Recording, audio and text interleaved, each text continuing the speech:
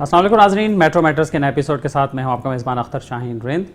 नाज़रीन, आज हम बात करेंगे रियल एस्टेट सेक्टर की। और कराची में डेफक्लेरिया के नाम से एक बड़ी तंजीम है जो कि defence and Clifton association of real estate agents कहलाती है।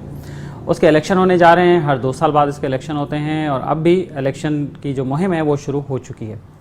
इसी वाले से हम बात करेंगे। हमारे साथ इस वक्त मेहमान मौजूद हैं मोहतरम शाहिद अलीम साहब। अस्सलाम वालेकुम शाहिद साहब। वालेकुम सलाम, कैसे हैं? बहुत शुक्रिया, आप हमारे साथ मौजूद हैं। नाज़रीन, शाहिद अलीम साहब 2 बार डेफक्लेरिया के सदर रह चुके हैं और उन्होंने उसमें सर्व किया है। उसके बाद अब आगे क्या प्लान है इनका, इन्हीं से जानते हैं। शाहिद साहब, सबसे पहले तो आपसे दरख्वास्त होगी कि अपना थोड़ा सा कैरियर का बैकग्राउंड बता दें कि आपका। अस्सलाम वालेकुम व्यूवर्स और तमाम लोगों को सलाम जो देख रहे हैं। मेरा ताल्लुक जो है ना डिफेंस क्लिफ्टन से तकरीबन 71 से है। मेरी मेंबरशिप जो है सन 1976 की है और उसका नंबर है 4020 और मैं 76 में मेंबर हूँ डिफेंस अथॉरिटी का। इसके अलावा 1980 में मैंने अपनी नवीन एसोसिएट के बुनियाद रखी और आज तक अल्हम्दुलिल्लाह आज ये मैं सफ़र जारी है उसका। और उसके बाद मैंने पहला इलेक्शन लड़ा 1997 में, डेफक्लेरिया जब बनी थी। उसके बाद दूसरा इलेक्शन में हिस्सा नहीं लिया लेकिन लड़वाया और पूरा पैनल जितवाया 2099 में। फिर उसके बाद वो 6 महीने चल सका, उसके बाद नहीं चल सका क्योंकि अंदर बस सिलसिले हुए। उसके बाद ये डिस्क्लेयर के वजूद ख़त्म हो गया और 2 रजिस्ट्रेशन वजूद में आ गई। उसके बाद 2010 में दोबारा बनी डिस्क्लेरिया और तमाम दम हो गई। और उसके बाद पहला इलेक्शन हुआ तो मैंने बहुत भारी अक्सरियत से कामयाबी हासिल की। फिर दूसरा इलेक्शन हुआ 2013 में, उसमें मैंने भारी अक्सरियत से कामयाबी हासिल करी। और क्योंकि हमारा कानून है कि 2 मरतबा के बाद हम एक गैप करना ज़रूरी है, तो इसलिए फिर 2017 में मैं नहीं लड़ा, मतलब 15 में नहीं लड़ा और 17 में और 19 में मैंने हिस्सा लिया। लेकिन 3 ग्रुपों की वजह से फिर वोट तकसीम हो गए। लेकिन मेरी जद्दोजहद जारी है और अल्हम्दुलिल्लाह ये जद्दोजहद जो है मैंने अपने दौरे उसमें जो है सदारत में मैंने धरने दिए ख़ियाबान शाहीन पे फ़ेज़ 1 में। इसके अलावा तमाम ब्रोकरों के मफादात का तहफ़्फ़ुज़ किया। उसके अंदर यह था कि रजिस्ट्रार के दफ्तर में खड़े होकर तमाम 100% लोगों को मैंने कमीशन दिलवाया, पूरा कमीशन उनको वहाँ दिलवाया, अल्हम्दुलिल्लाह खड़े होकर दिलवाया। और हर दफ़ा मौजूद रहा तकरीबन 200 से ऊपर लोगों को मैंने वहाँ पर दोनों पार्टियों को पूरा मुकम्मल कमीशन दिलवाया। अल्हम्दुलिल्लाह कोई ये साबित नहीं कर सकता कि मैं वहाँ नाकाम हुआ। तो यही मेरे जद्दोजहद है। आज भी मेरा यही है कि मैं जो हूँ आज़ाद उम्मीदवार के हिस्से ले रहा हूँ, क्योंकि जो 2 साल में पिछले 2 साल में जो ग्रुपों की सियासत हुई है, आपस में लड़ते हैं फिर मिल जाते हैं, आपस में लड़ते हैं फिर एक दूसरे गाली गलौज करते हैं, फिर एक दूसरे मिल जाते हैं। सिर्फ मफादात की सियासत, सिर्फ मफादात की सियासत। और जो AGM में जो कुछ हुआ अल्हम्दुलिल्लाह उससे देख के मैंने फ़ैसला पहले भी कर चुका था और ये मेरा फ़ैसला ज़रूर साबित हुआ कि ग्रुपों के सियासत से बाहर आएँ और ग्रुपों के सियासत से ख़त्म करके आज़ाद तौर पे लड़ा जाए। आज़ाद जो है कैंडिडेट्स आएँ और वो जब वहाँ पर जाएँ एसोसिएशन में, मैनेजिंग कमेटी में, तो फिर वो भरपूर किरदार अदा करें, ना कि कोई किसी के टांगे खींचे, बल्कि सब मिलके एक भाइयों के साथ काम करें और जो रियल्टर्स के मसाइल हैं उनके ऊपर बात करें, उनके इशू को हल करें, क्योंकि अभी ये जो आगे आने वाले हालात हैं वो बहुत ज़्यादा ख़राब हैं। शाहिद साहब, ये बताइए कि अभी हम आप इलेक्शन लड़ रहे हैं, इस पर भी हम बात करते हैं। आपके जो टेन्योर रहे हैं उसमें और क्या चीज़ें ऐसी काम थे, ऐसी चीज़ें थी जो आपने करवाया? और क्या वो इलेक्शन आपने पैनल पे ही लड़े थे या आज़ादाना हैसियत में लड़े? नहीं, मैंने ग्रुप से लड़ा था, मेरे प्रोफेशनल ग्रुप से था, उससे लड़े थे।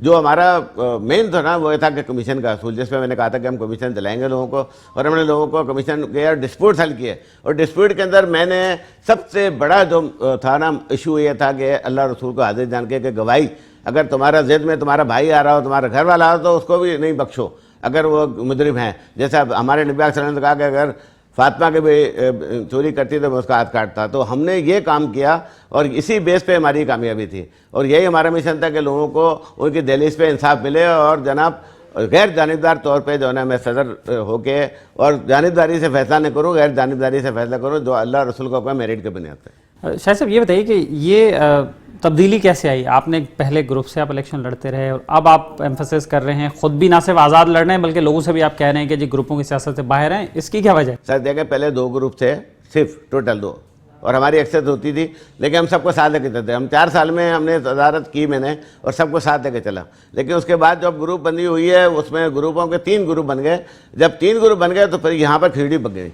पहले 2 ग्रुप होते थे, अब जब 3 बन गए तो खिचड़ी बननी शुरू हो गई। 1 2 उसके, 4 उसके, 3 उसके, इस तरह से ही खिचड़ी बन गई। पहले 2 होते थे, एक की एक्सरे एक की नहीं एक्सरे होती थी, आगे अब 3 हो गए, इसकी वजह से चक्कर हो गया। फिर अब माशाल्लाह 4 हो गए। अब 4 में से 2 ने जो है ना एक दूसरे को अलायंस कर लिया। हमने उनकी सियासत देखी कि ये मफादात की सियासत करते हैं, ये अवाम की सियासत नहीं करते हैं। एक हल्फ उठाते हैं जिसका हल्फ का मतलब होता है कि भाई मैं ग्रुप के अंदर जो है ना को ख़त्म, और जो मफादात हैं हमारे, किसके मफादात, जो कि हमारे स्टेट एजेंट के, रियल एस्टेट, उनके मफादात को तरजीह दूंगा अपने मफादात पे।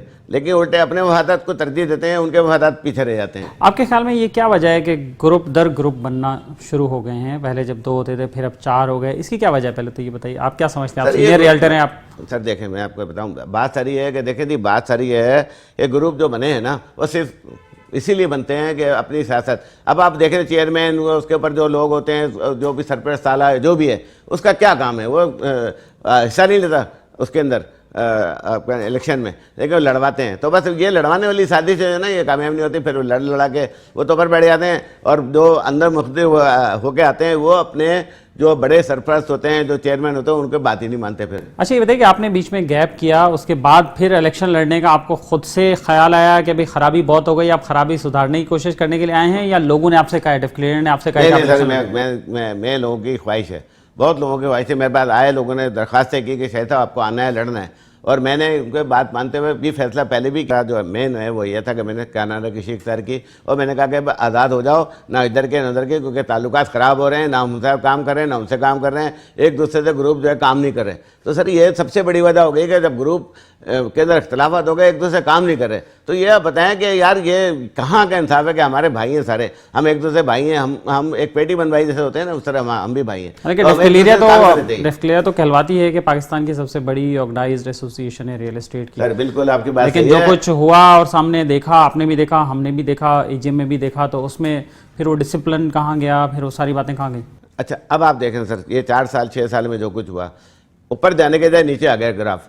2000 मेंबर्स, आपके ख्याल में अब डिस्क्लेयर का वो मकाम नहीं है जो पहले था? नहीं सर, ये 2 साल में तो बिल्कुल गिर गया। जिस तरह से पाकिस्तान से कटे, FOR से कटे, पूरे पाकिस्तान से कटे, उनके खिलाफ काम किया इन लोगों ने, FOR फेडरेशन ऑफ रियल्टर्स के खिलाफ। तो भाई हमने सबको साथ लेकर चलना है। कराची, आल कराची रियल्टर्स हैं, दूसरे हैं कराची में, सैकड़ों की तादाद में एजेंसी हैं, उस सब के साथ में मिलकर चलना है। वो रजिस्टर्ड हो नहीं हो, जो काम अच्छा कर रहे हो उसके साथ चलो, उसके साथ मिलो, ये हमारा एम है, और आइंदा भी हमारा एम रहेगा। आप से ये सवाल है मेरा कि अभी तो नूर अब्रेजो साहब का जो ग्रुप है वो अभी उन्होंने सदारत संभाली, 2 साल उन्होंने पूरे किए। उससे पहले राजा मजहर साहब रहे प्रेसिडेंट।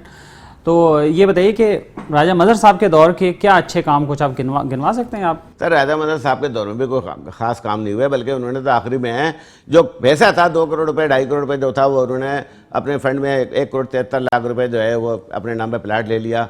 और जब गए तो 4 लाख 6 लाख रुपए छोड़ के गए। तो वो आगे जो है वो क्या होता, मुझे बताया ना कि भाई इस तरह से कैसे करके चले गए, जबकि उन्होंने अपने नाम पे प्लाट लिया। दूसरे नंबर ये किया उन्होंने कि एजीएम के बाद, जबकि उनके इख्तियार ख़त्म हो गए थे, उसके बाद उन्होंने पैसे निकाले।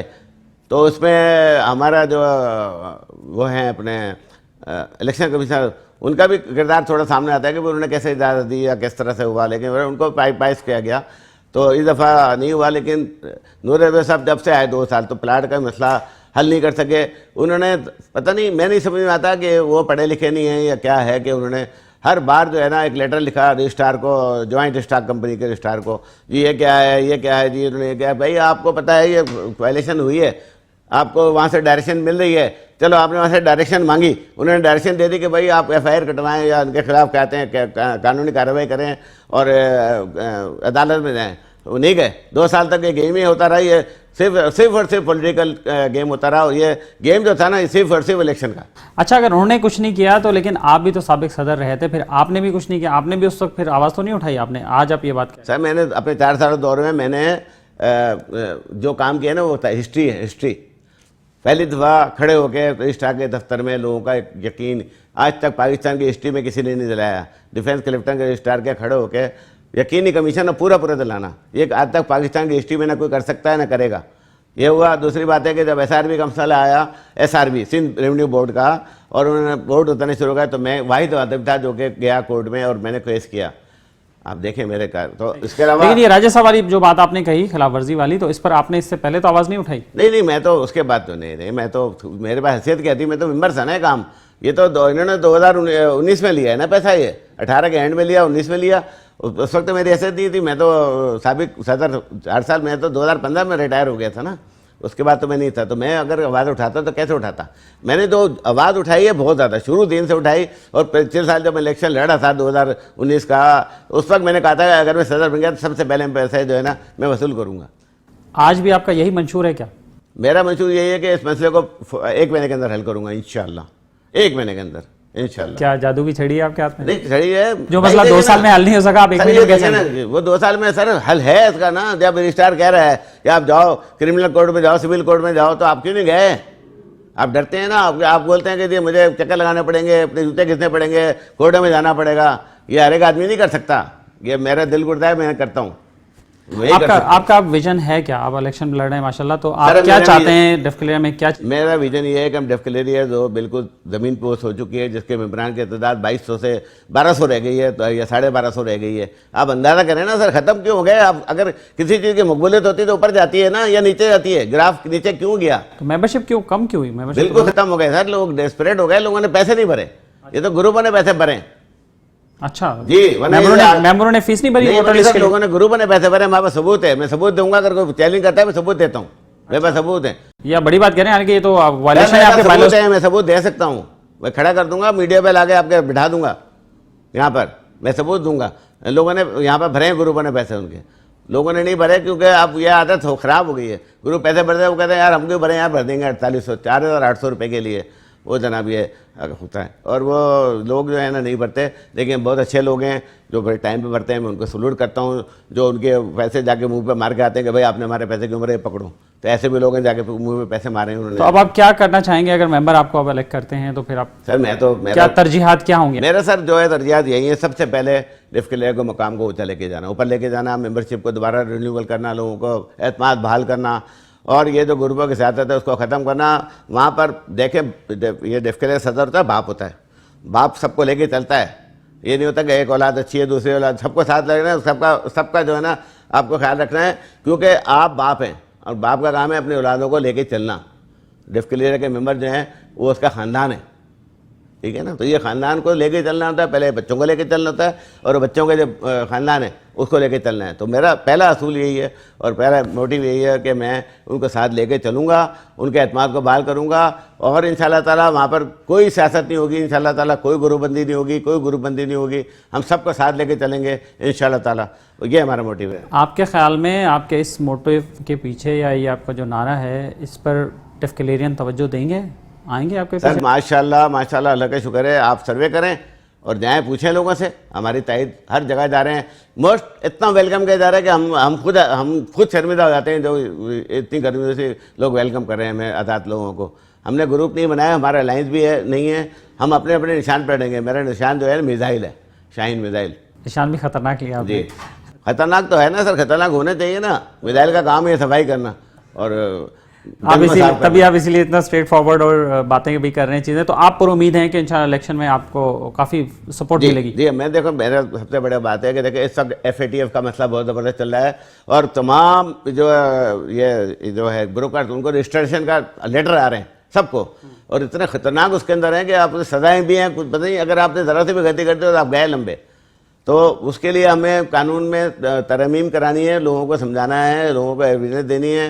कंटोनमेंट बोर्ड के मसाइल हैं, ये जो बोर्ड हटाए जा रहे हैं लोगों के, कंटोनमेंट बोर्ड 1 लाख रुपये फीस दे रहा है। इसके आपके जो बिल बोर्ड जो आपके लगे हुए हैं, जो आपके जो हाँ जो न्यू साइन आपके जो लगे हुए हैं, उसका 1 लाख रुपये 1.5 लाख रुपये तक का लोग आ रहा है साल का।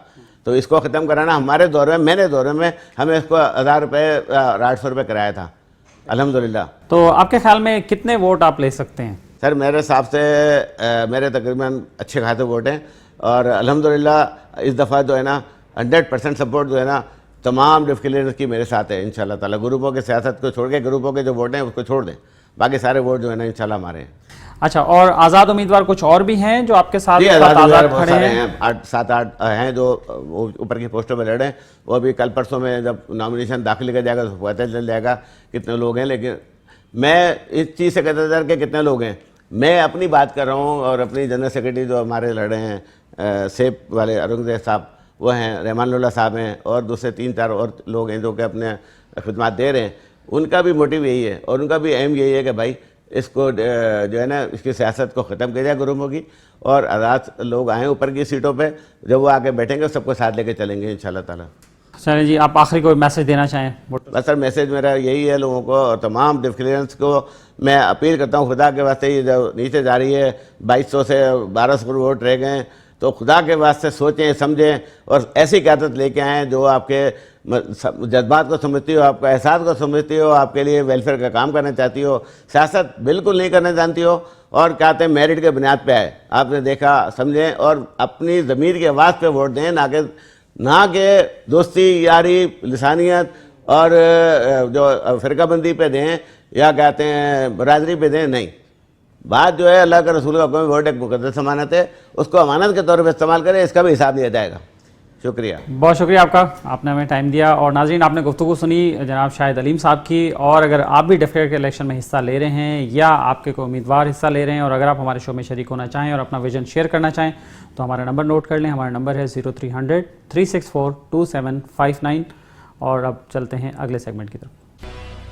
जी नाज़रीन, अब बात करते हैं कुछ सेहत की। जैसे कि आपको मालूम है कि सिंध में भी हेल्थ केयर वर्कर्स जो हैं उनकी वैक्सीनेशन का अमल जारी है।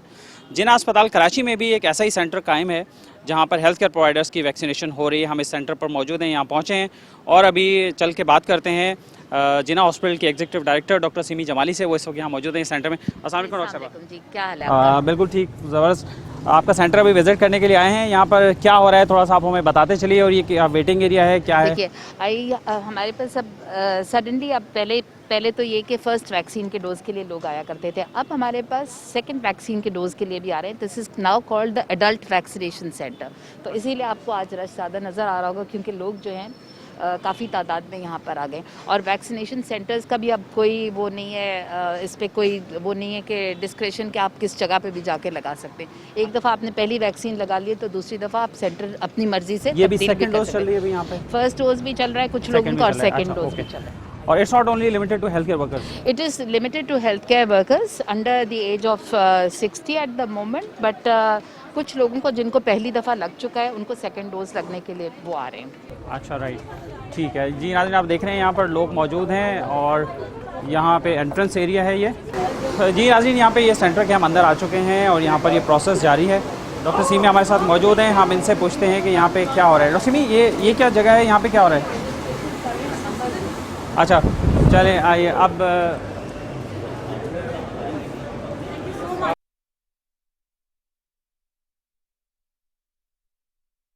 यहाँ पर अब रश थोड़ा सा बढ़ गया है। जैसा कि डॉक्टर सीमी ने बताया है कि ये जो सेंटर है वो ये एडल्ट वैक्सीनेशन सेंटर भी अब बन चुका है। यहाँ पर हेल्थ केयर प्रोवाइडर्स की भी वैक्सीनेशन हो रही है और उसके साथ साथ एडल्ट्स की भी हो रही है जो कि पहले नहीं हो रही थी।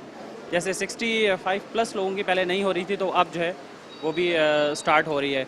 और डॉक्टर सिमी के आने से पहले ये रश काफ़ी बाहर काफ़ी ज़्यादा था, अब उनके आने से थोड़ा सा लोग अंदर आ गए हैं तो अब रश की सूरत हाल जो है वो कुछ बेहतर हो रही है। और गो के यहाँ पे स्टाफ भी मौजूद है लेकिन बहरहाल डॉक्टर सिमी खुद आई हैं तो वो खुद ही इस चीज़ को मैनेज करी, तो हम उनसे मज़ीद बात करें। डॉक्टर सिमी, ये क्या प्रोसेस हो रहा था यहाँ पे, ये क्या जगह है? ये हेल्थ केयर वर्कर्स हैं, obviously they think that they are priority and they should come there. Doctors हैं, सो स्टाफ है, they want to come in first, so I got them to sit inside क्योंकि बाहर गर्मी इस वक्त बहुत हो गई है।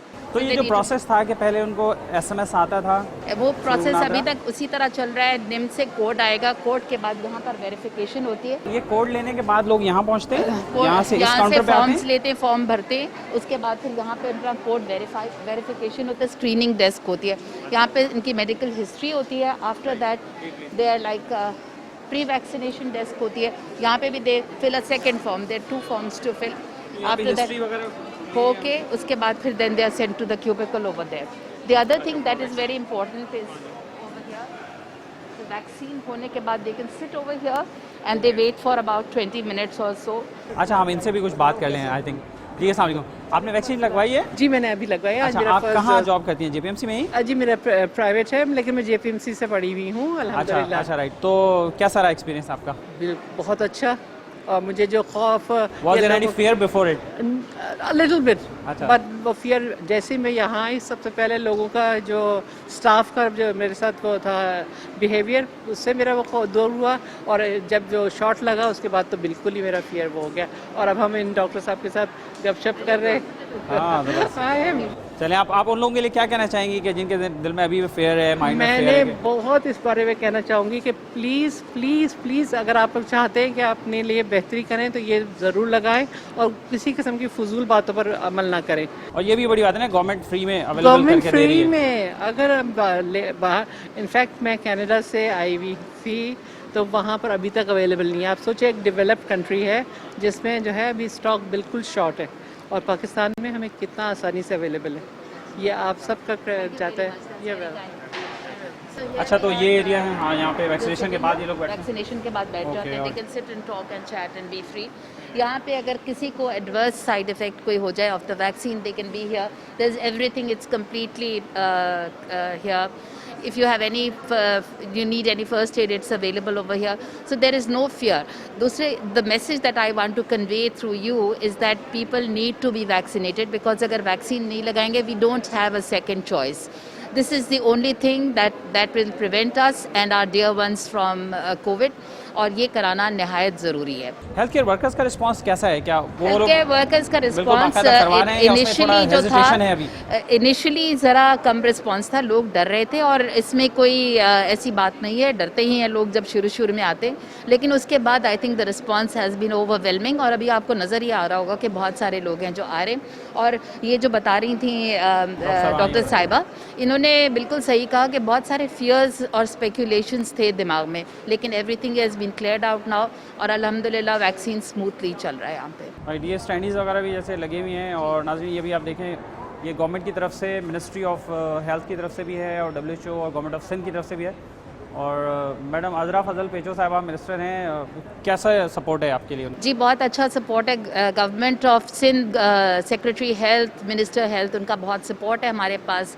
DHO साउथ भी यहाँ पर गाए बगाहे रहते ही हैं और चक्कर लगाते रहते हैं। So I think it has been very good overall, it's been a very good thing for us. आपके पास से कब से ये स्टार्ट हुआ है? 3 फरवरी से हमारे पास शुरू है। The first day it was started. यहाँ पे हमारे पास रेफ्रिजरेट करने के लिए हर क्यूबिकल के अंदर नर्सिंग स्टाफ रखा हुआ है ताकि वो हर आदमी जो है आके क्यूबिकल्स को देखना। या दिस साइड कैसा रहा? जिन आपने हेल्थ केयर वर्कर्स को लगाई होगी तो वो सही था, नॉर्मल था? जी नॉर्मल था। कोई किसी को रिएक्शन या कोई चीज़ ऐसी? रिएक्शन अभी तक कुछ सही, आप उनको समझा भी रहे होंगे, साथ साथ अवेयरनेस भी दे रहे होंगे। चलें, गुड। तो ये क्यूबिकल्स हैं और इस तरफ भी हैं सारे सारे cubicles, we have 15 cubicles over there और सेकंड वैक्सीन के लिए भी अलग क्यूबिकल्स बना हाँ, दिए। सो आई चलो, थिंक फीमेल्स इट्स के लिए भी ओवरऑल हैं, नाइस। हाँ, अलग अलग हैं, राइट। ठीक है। और ये इस तरफ रजिस्ट्रेशन काउंटर है, रजिस्ट्रेशन काउंटर है, निम वो से तो ही वही अपने एंट्रेंस के बाद ही जो आ रहा होगा उसके साथ ही हो रहा होगा।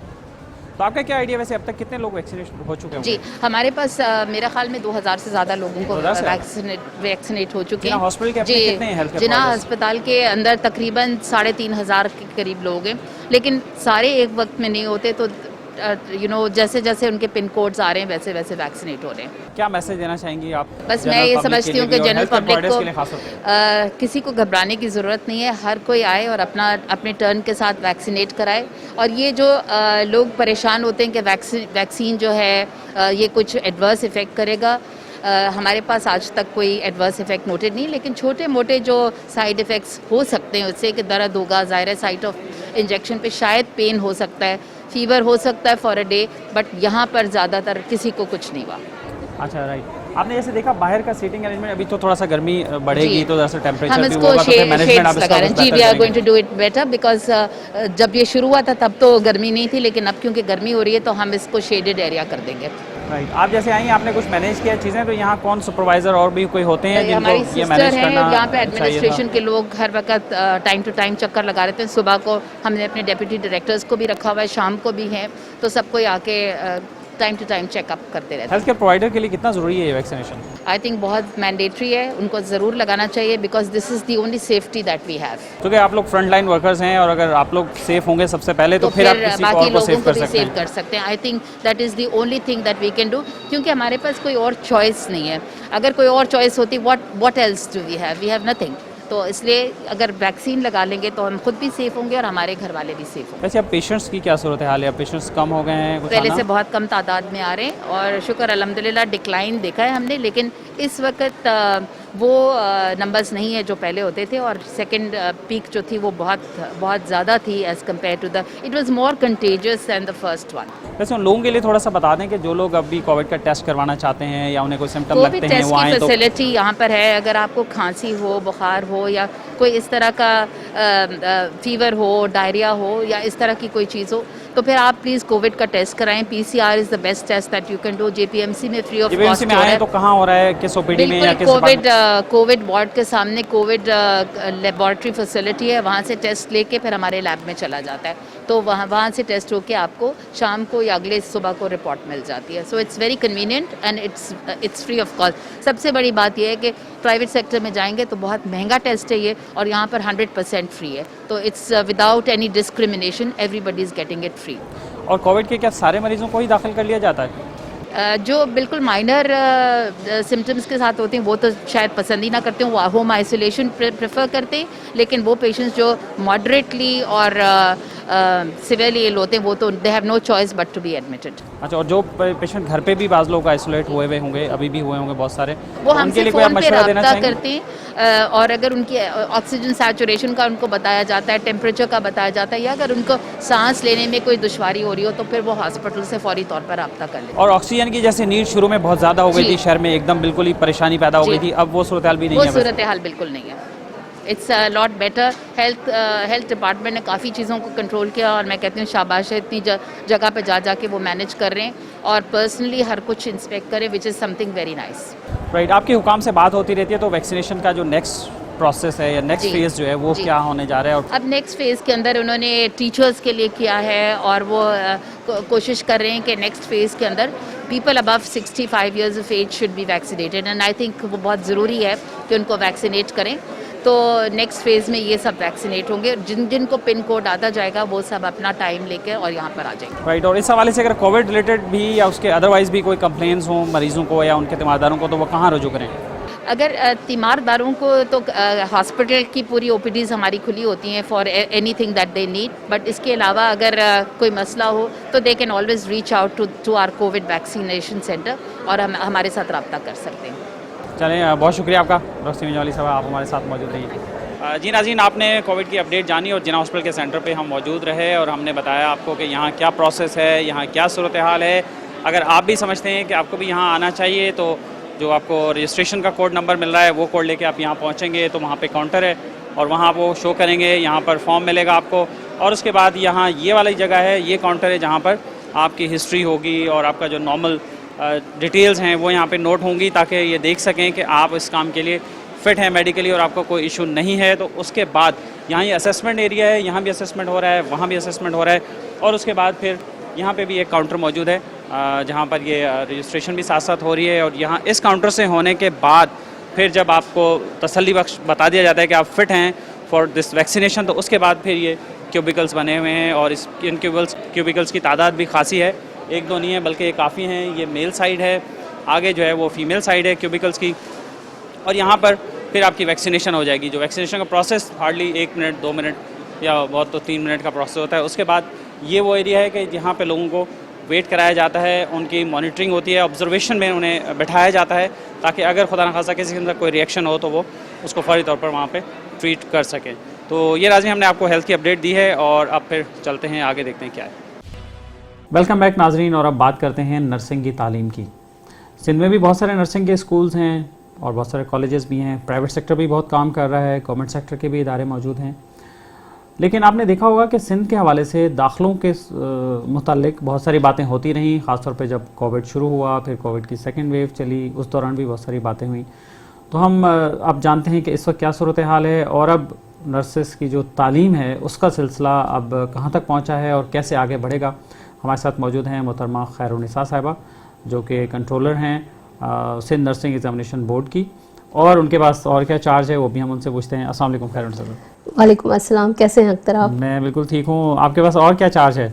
जी, मुझे एडिशनल चार्ज मिला है डिप्टी डायरेक्टर नर्सिंग का, और फोकल पर्सन नर्सिंग सिंध तो मैं कंट्रोलर पे ही वर्किंग कर रही थी। तो जब कोविड इमरजेंसी आई और जिस तरह से पेशेंट बढ़ना शुरू हुए, सबसे पहले हमारे पास एयरपोर्ट से जो आ रहे थे सैम्पलिंग स्क्रीनिंग जो शुरू हुआ, एयरपोर्ट कमिश्नर ऑफिस सेल बना, तो फर्स्ट हमारे पास स्टाफ नर्सेज बहुत कम थे। उस टाइम जब टास्क मुझे गवर्नमेंट से मिला तो मैंने जो हमारे फाइनल ईयर के स्टूडेंट्स थे उनकी ट्रेनिंग्स करवाई बाकायदा WHO से, डॉक्टर शेरशाह, ये जो हमारी NGOs हैं उसके थ्रू ट्रेनिंग्स हुई, आगा खान के थ्रू हुई। तो डिफरेंट हमने ट्रेनिंग्स करवाई, स्टाफ की भी और स्टूडेंट्स की भी। उन स्टूडेंट नर्सिस को फाइनल ईयर के हमने as a task force depute किया प्रॉपर PPE के साथ। अल्हम्दुलिल्लाह कोई केस हमें स्टूडेंट्स का ऐसा रिपोर्ट नहीं हुआ जो कोविड में इन्वॉल्व हुआ हो, जिसको इन्फेक्शन हुआ हो, और सब सेफ रहे क्योंकि उनकी प्रोटेक्शन सबसे पहले हमारी प्रियोरिटी थी। तो उनको बाकायदा ट्रेनिंग्स दे के उनको PPE प्रोवाइड की और उनसे हमने वर्क लिया। उसके बाद सेकंड हमारा जो था कि ऑलरेडी हमारे पास शॉर्टेज है, अब स्टूडेंट नर्सिस को हम ICU या HDU में नहीं भेज सकते, हाई डिपेंडेंसी यूनिट जो हैं। तो वहाँ के लिए फिर मैंने प्रपोजल बना के सेक्रेटरी साहब को दिया कि हमारे पास जो स्टाफ नर्सिस की तकरीबन 1096 पोस्टें कमीशन पे दी हुई हैं, तो वो पोस्टें हमें इमीडिएट जो है वो क्योंकि उनके टेस्ट क्लियर हो चुका था तो इंटरव्यू उनका बाकी था और ड्यूरिंग कोविड उनका इंटरव्यू बहुत मुश्किल था उस टाइम। तो हमने उनको कहा कि इनको अपॉइंट करके जो टॉप मेरिट हैं वो हमें दे दिए जाएं। तो फिर कमीशन का एक अपना प्रोसेस होता है, डिपार्टमेंट ने उनको समरी भेजी कि इनको दिया जाए, लेकिन उन्होंने कहा नहीं, हम अपना पूरा प्रोसेस करेंगे। उसके बाद हमने सेकंड ये कहा कि ठीक है, इनको डेली वेजेस पे जिन्होंने टेस्ट पास किया है इनको रख लिया जाए। तो बाकायदा 2300 लोगों का डिपार्टमेंट ने लेटर इशू किया डेली वेजेस का, और बाकायदा उनको भी हमने ट्रेनिंग्स दी। जहाँ जहाँ जैसे एक्सपो फील्ड सेंटर जो है हमारा बिग सेंटर था ये कोविड के पेशेंट्स के लिए, और बहुत अच्छी प्रोटोकॉल मेंटेन थी। तमाम कोविड की जो गाइडलाइन है उसके तौर पे सारा, मतलब एक आइडियल जो कहते हैं ना इंस्टीट्यूट, वो एक्सपो ने काम किया है कोविड में। वहाँ पर सारी ट्रेनिंग्स करके वहाँ हमने स्टाफ डिप्यूट किया डेली वेजेस पे। तकरीबन 28 डिस्ट्रिक्ट है हमारे, 28 डिस्ट्रिक्ट में उनको अपॉइंट किया गया और उनके नियरेस्ट जो हॉस्पिटल्स थे और जो DHOs थे जहाँ सैम्पलिंग हो रही थी, स्क्रीनिंग हो रही थी और जहाँ पेशेंट्स की केयर हो रही थी हॉस्पिटल्स में, वहाँ वो स्टाफ डिप्यूट किया। इसका overall first contract, second contract, third contract, इनकी अटेंडेंस, इनके अपॉइंटमेंट, इनकी इवन के सैलरी तक बीइंग अ फोकल पर्सन मैं बना के डिपार्टमेंट को भेजती रही हूँ। तमाम DHO से डेटा कलेक्ट करते हैं, हॉस्पिटल से लेते हैं कितने लोग प्रेजेंट हैं। तो इस तरह हमारे पास डेटा भी इस तरह आया कि 2200 में से सिर्फ 1200 लोगों ने फर्स्ट कॉन्ट्रैक्ट ज्वाइन किया। 1200 के बाद हमारे पास 909 लोग जो है वो सेकंड कॉन्ट्रैक्ट में, थर्ड में आए, और अब उससे भी कम हो गए क्योंकि बहुत सारे लोगों का कमीशन हो गया। अब रूटीन में तकरीबन वर्क हमारा हो रहा है, तो अब वो अपने अपने प्लेसमेंट पे वैसे ही पोस्टिंग कर रहे हैं। सारे काम आपने अंजाम दिए, शुक्र है अल्हम्दुलिल्लाह। उसके साथ जब मुझे आपके बारे में बताने, कुछ नर्सेस तो ये भी कहते हुए पाए गए थे कि जी खैरुनिसा जो है वो रुकावट डाल रही हैं और उनके जॉब्स में और अपॉइंटमेंट्स में और टेस्ट में और उनकी तालीम में। देखें, कहने को तो बहुत कुछ कहा जाता है, लेकिन एक्चुअल में हो क्या रहा है, जिस तरह ये तो मैंने आपको सिर्फ कोविड का बताया है। कोविड के दरमियान में ही, क्योंकि मैं कंट्रोलर एग्जामिनेशन बोर्ड भी हूँ, हमारे एग्ज़ाम जो कि दिसंबर जनवरी में होने चाहिए थे, जो बोर्ड मीटिंग या एक्स एडमिनिस्ट्रेशन जो हमारी थी उसकी वजह से पेंडिंग गए थे, और फिर ड्यू टू कोविड मार्च में भी मसले हल नहीं हो सके। फिर जब नए सेक्रेटरी साहब जतोई साहब आए तो फर्स्ट हमने मीटिंग की कि हमारा एग्जामिनेशन बहुत डिले हो गया है, और जुलाई में फिर इसकी हमें कितना डिले हो गया, ये गैप कितना आ गया था? देखिए, ये तकरीबन 8-9 महीने का गैप आया है हमारा, और बड़ी मुश्किल से जब हमने यहाँ टेक ओवर किया था बीइंग अ कंट्रोलर, तब मुझे 1 साल पीछे मिला था, बैक ही मिला था हमें। तो हमने 3 साल में बहुत हार्ड वर्क करके इसको टाइम पर ले आए थे। अब वो जो टाइम पर हम लेकर आए, दिसंबर में, जनवरी में हमारे एग्ज़ाम हो जाते हैं, दिसंबर की जो पेंडिंग मिनट्स थे हमारे बोर्ड के, वो तकरीबन जुलाई में जब सेकंड सेक्रेटरी आए हैं तब साइन हुए, अप्रूव हुए और हमारा एग्जामिनेशन अनाउंस हुआ। तो ये अच्छा खासा फिर उसका रिजल्ट तैयार हुआ, तो वो तकरीबन 10-11 महीने हमारे पेंडिंग चला गया।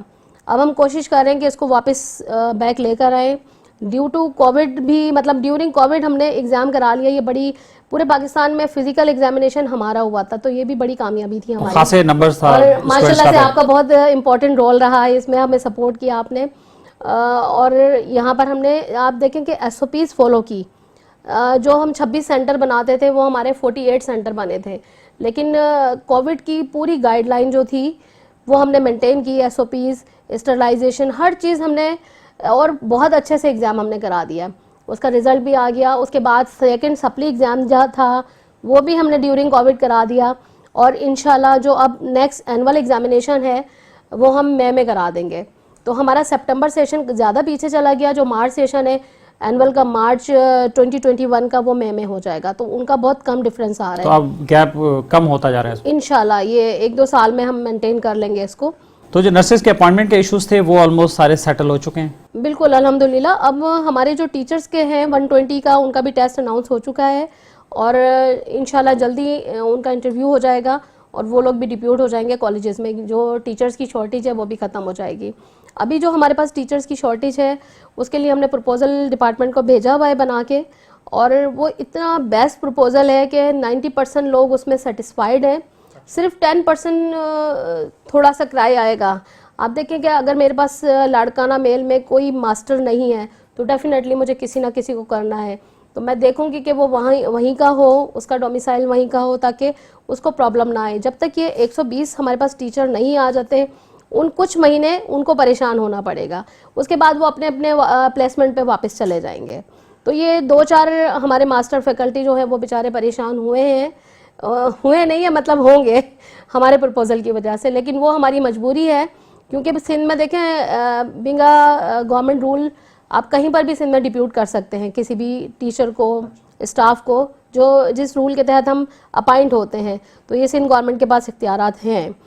नर्सेज की एजुकेशन के हवाले से बताइए कि जो पहले डिप्लोमा हो रहा था, फिर उसके बाद कैसे क्या चीज़ें हुई हैं। PNC ने जो नई अप्रूव की है पॉलिसी, उसके तहत अब क्या हो रहा है स्कूल्स में? अब क्या कॉलेजेस लेवल पे उनको कर दिया है या एजुकेशन का सिलसिला? बिल्कुल डिप्लोमा प्रोग्राम जो है ये हमारा क्लोज हो गया है। 2018 हमारा लास्ट सेशन था, जो कि प्रेसिडेंट हाउस में तकरीब हुई थी, और सदर जो हमारे प्रेसिडेंट हैं आरिफ अलवी साहब ने ये एड्रेस किया था इसमें। और नर्सिंग जो ईयर है 2019 में हमारा सेलिब्रेट हुआ था जनवरी में प्रेसिडेंट हाउस के अंदर। बहुत बड़ी तकरीब हुई थी जिसमें इंटरनेशनल लेवल के लोग भी आए हुए थे, तमाम नर्सिस ने शिरकत की इसमें। बहुत अच्छा सा था कि हम किस तरह स्ट्रेंथन करेंगे नर्सिंग को, मिडवाइफ को।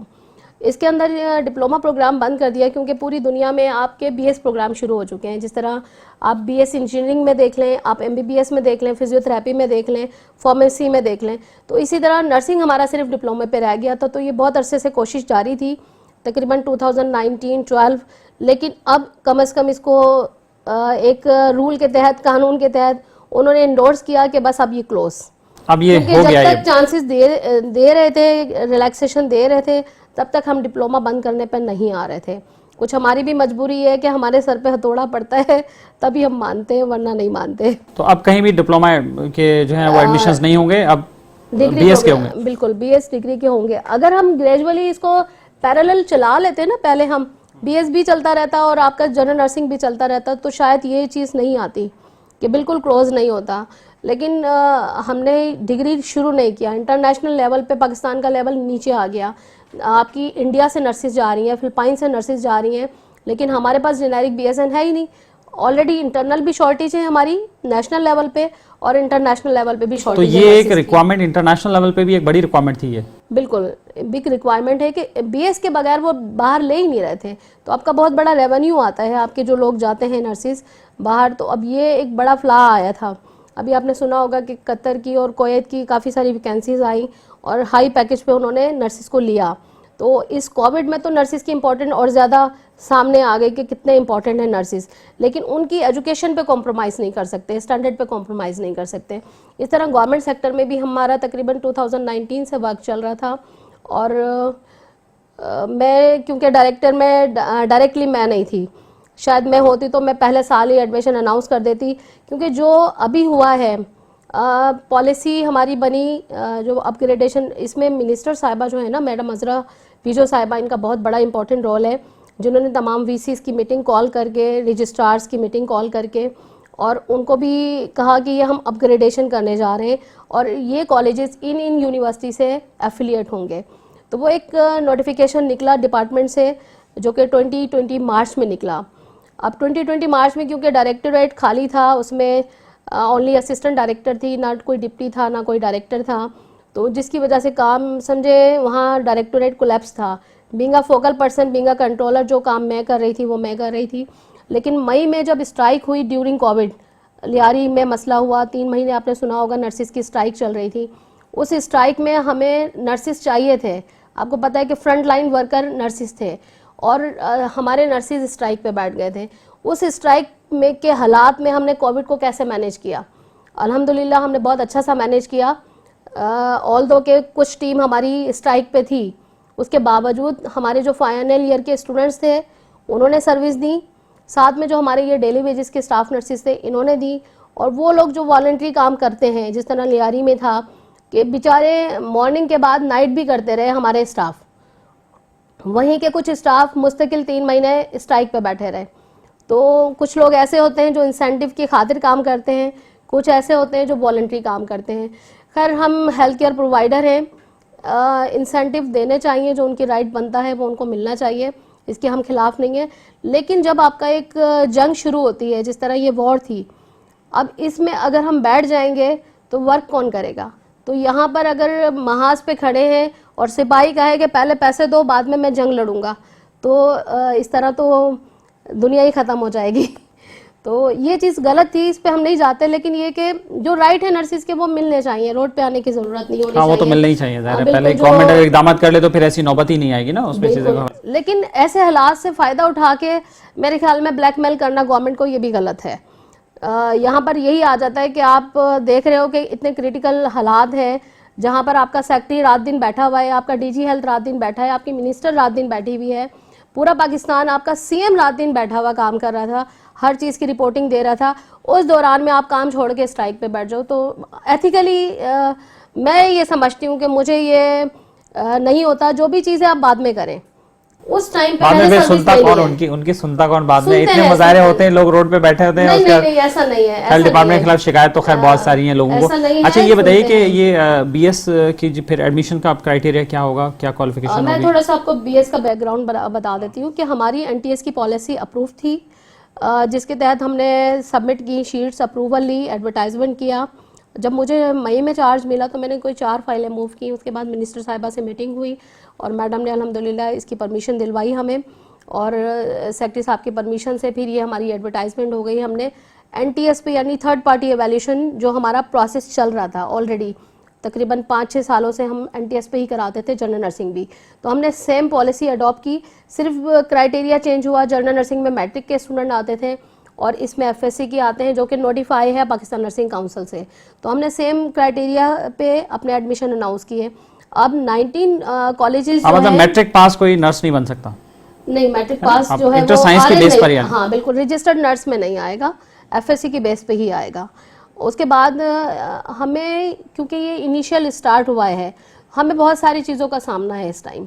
एक तो जिस तरह मैंने डिस्कस किया कि टीचर्स के ट्रांसफ़र पोस्टिंग, बहुत सारे स्टाफ नर्सेज हमारे मास्टर्स मौजूद हैं, उनको हमने प्रपोज़ल में डाला है कॉलेजेस के अंदर।